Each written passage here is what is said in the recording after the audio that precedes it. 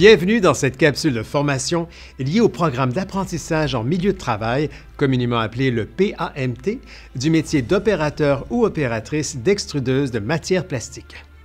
Rappelons-nous que le PAMT traditionnel permet de développer les compétences des opérateurs et opératrices d'extrudeuses selon une formule qui a fait ses preuves, le compagnonnage. Dans ce programme, le personnel d'expérience de l'entreprise joue le rôle de compagnon et transmet aux apprentis le savoir-faire nécessaire à la maîtrise du métier. L'apprentissage se fait selon un plan de formation structuré, basé sur une norme professionnelle et soutenu par un cahier de l'apprenti. Il s'agit d'un moyen de transmission de connaissances, de savoir-faire et de savoir-être simple, flexible et surtout adapté à la réalité quotidienne de l'entreprise. Une fois le programme terminé, l'apprenti se voit recevoir une certification émise par le ministère du Travail, de l'Emploi et de la Solidarité sociale en collaboration avec la Commission des partenaires du marché du travail et de Plasticompétences. La présente capsule vise à bonifier le compagnonnage en entreprise de ce programme. Elle ne remplace pas la transmission des connaissances entre le compagnon et l'apprenti, mais permettra à l'employé en formation de non seulement comprendre certaines opérations importantes, mais également de voir ce qui se passe à l'intérieur des machines, et ce, grâce à la modélisation 3D. Si votre entreprise n'a pas encore adhéré au PAMT d'opérateur d'extrudeuse de matière plastique, nous vous invitons à communiquer avec le responsable PAMT de votre service Québec régional ou encore avec Plasticompétences. Le programme est sans frais et offre une multitude d'avantages. Ce parcours vous permettra d'approfondir votre compréhension et vos connaissances sur certains éléments de 3 des 5 modules ciblés du PAMT, soit Module 3, préparer la ligne de production, Module 4, procéder au démarrage de la ligne et Module 5, arrêter la ligne de production. Quant aux 2 premiers modules, soit planifier son travail et approvisionner la ligne de production, ils pourront être exclusivement présentés par compagnonnage dans l'entreprise. Enfin, notez que les explications et modélisations 3D présentées dans ce parcours illustrent les opérations les plus reconnues dans l'industrie québécoise. Il est donc possible que des différences soient observables dans votre entreprise. De là l'importance de compléter l'apprentissage par le compagnonnage à l'aide du carnet de l'apprenti du PAMT. Voilà, nous sommes prêts à commencer. L'équipe de Plasticompétences vous souhaite un bon visionnement. Selon votre carnet d'apprentissage du PAMT, les contenus qui suivent sont en lien avec le module 3, soit préparer la ligne de production. Voici une ligne de production dédiée au procédé d'extrusion-gonflage. Ici, on fabrique des films plastiques pour des applications dans les secteurs alimentaires, industriels et pharmaceutiques, à titre d'exemple. Selon votre carnet d'apprentissage du PAMT, les contenus qui suivent sont en lien avec le module 3, soit préparer la ligne de production. J'attire ici votre attention sur un point important. Le procédé d'extrusion comporte 3 autres spécialités: profilé et tube, soufflage, ainsi que feuilles et plaques. Et leur mode opératoire est très similaire, du système d'alimentation des granules à la filière. Avant de commencer à opérer, la première étape est la vérification de l'état général de l'extrudeuse. Votre compagnon vous indiquera notamment les points à surveiller au niveau des installations hydrauliques, pneumatiques et électriques. Commençons. La zone principale est celle de l'extrudeuse. Son panneau de contrôle gère une grande partie des paramètres de l'extrudeuse. L'extrudeuse est alimentée en matière première par la trémie. L'extrudeuse comprend moteur et transmission, la vis ou les vis et son baril, le système de chauffage, bande chauffante et thermocouple, la filière et les filtres ou tamis. La matière est ensuite refroidie et conformée. Dans la plupart des procédés, elle est aussi coupée automatiquement puis stockée avant son contrôle. Une fois que tout est en ordre, on passe au préchauffage de l'extrudeuse et de la filière. Généralement, vous trouverez à proximité un cartable comprenant les profils de température qui permet à l'opérateur de procéder à la mise sous tension des colliers chauffants et d'ajuster précisément les températures de chaque zone.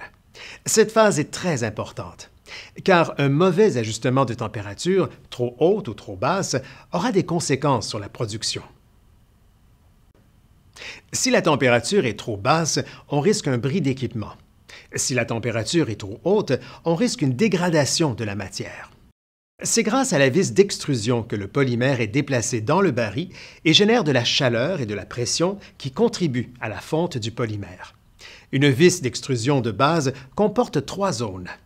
Premièrement, la zone d'alimentation, qui est le transport du polymère, sous forme de granules ou de poudre, vers la zone suivante grâce à l'apport de chaleur des bandes chauffantes. Deuxièmement, la zone de compression, qui va mettre sous pression la matière pour la faire passer progressivement de l'état solide à l'état fondu. Enfin, troisièmement, la zone de pompage, qui homogénéise la matière et régularise le débit de l'extrudeuse en maintenant une pression constante au niveau de la matière. Très important ici, une attention particulière doit être prise en compte sur les propriétés d'écoulement, d'élasticité, de plasticité et de viscosité du polymère utilisé, et ce, afin de choisir la vis appropriée. Vous avez fait le tour de l'extrudeuse? Parfait! Je vous propose donc maintenant de poursuivre en découvrant le procédé d'extrusion-gonflage. On a vu que la vis de l'extrudeuse transporte le plastique fondu vers la filière, et c'est elle qui donnera en partie la forme au produit final.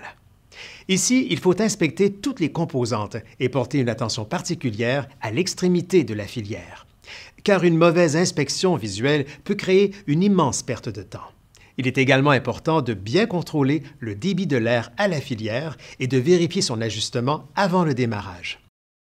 En effet, l'épaisseur et la largeur des films varient en fonction d'un ratio de vitesse entre le rouleau de tirage, le débit d'air dans la gaine, le débit de la machine et l'anneau de refroidissement. De plus, pour que l'épaisseur soit constante partout, il faut souvent ajuster le centrage du noyau dans la filière.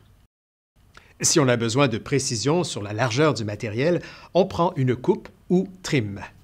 La partie extrudée en film, qui sera enlevée de la feuille, peut être remise dans le granulé à l'entrée du processus. La plupart des rebuts de matière sont ainsi réutilisés et réintroduits dans la trémie. Il s'agit d'un processus de recyclage post-industriel.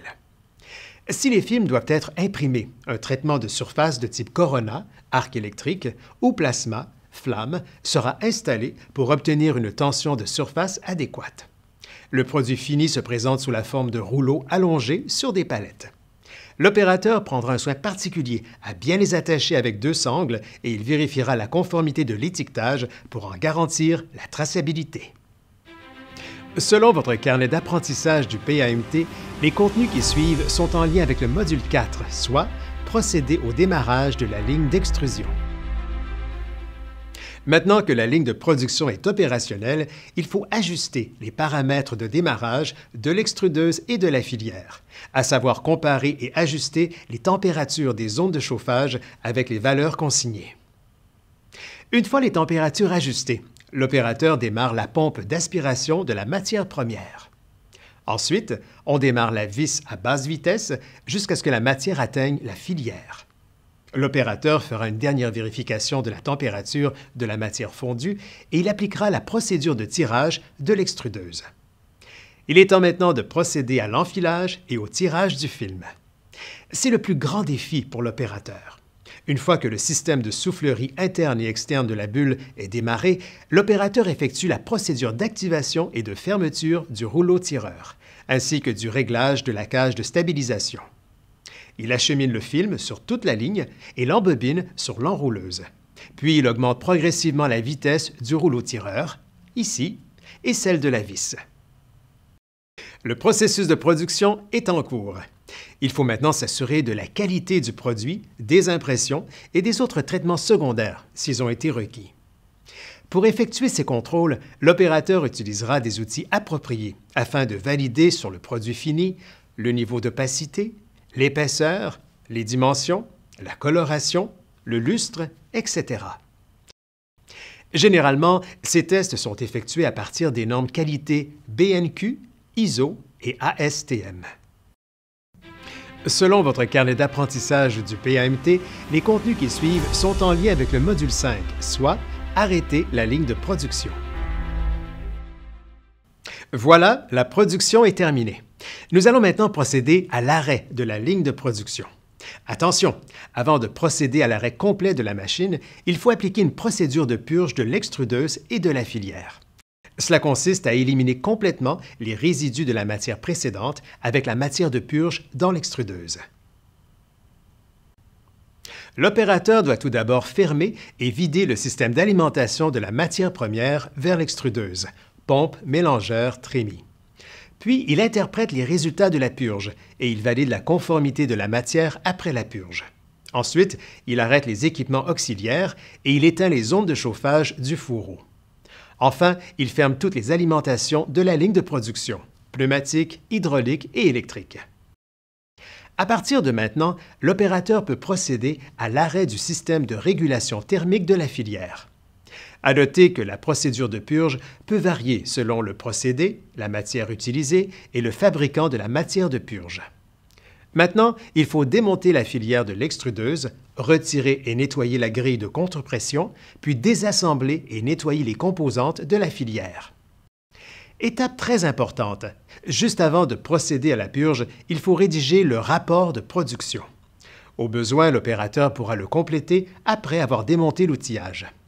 Il est essentiel de remplir ce rapport correctement, car un oubli ou une imprécision peut avoir des conséquences sur le niveau des inventaires des matériaux et sur la suite de la production. Maintenant que la ligne de production est à l'arrêt, l'opérateur procède au démontage et au rangement de la filière. Pour cette dernière procédure, il utilise des équipements de manutention sécuritaires. En premier lieu, il faut débrancher les colliers chauffants et les thermocouples, puis nettoyer la filière avec les outils appropriés. Il est très important de ne pas utiliser d'outils en acier, afin d'éviter tout risque de rayures. Il faut plutôt privilégier ceux en bronze ou en laiton. Cette étape effectuée, l'opérateur retire et nettoie la grille de contrepression, puis il démonte la filière de l'extrudeuse. Maintenant, alors que la ligne de production est éteinte, la filière et les équipements auxiliaires sont sécurisés, nettoyés et rangés. L'opérateur applique les politiques internes de suivi de la production et il remplit les documents appropriés. Très important, l'opérateur doit signaler toutes les anomalies détectées lors de la production. Ainsi, par exemple, il peut laisser un collant rouge sur l'outillage s'il y a quelque chose à réparer. Et voilà, vous connaissez maintenant mieux le procédé d'extrusion. Nous vous invitons bien sûr à poursuivre vos apprentissages avec votre compagnon. Également, nous vous rappelons que si votre entreprise n'a pas encore adhéré au PAMT d'opérateur d'extrudeuse de matière plastique, vous pouvez en tout temps communiquer avec le responsable PAMT de votre service Québec régional ou encore avec Plastic Compétences. Le programme est sans frais et offre une multitude d'avantages. Cette formation est soutenue par la Commission des partenaires du marché du travail en collaboration avec le ministère du Travail, de l'Emploi et de la Solidarité sociale dans le cadre du programme Soutien collectif à l'adéquation, formation, emploi. Au plaisir de se retrouver pour une autre formation de Plastic Compétences.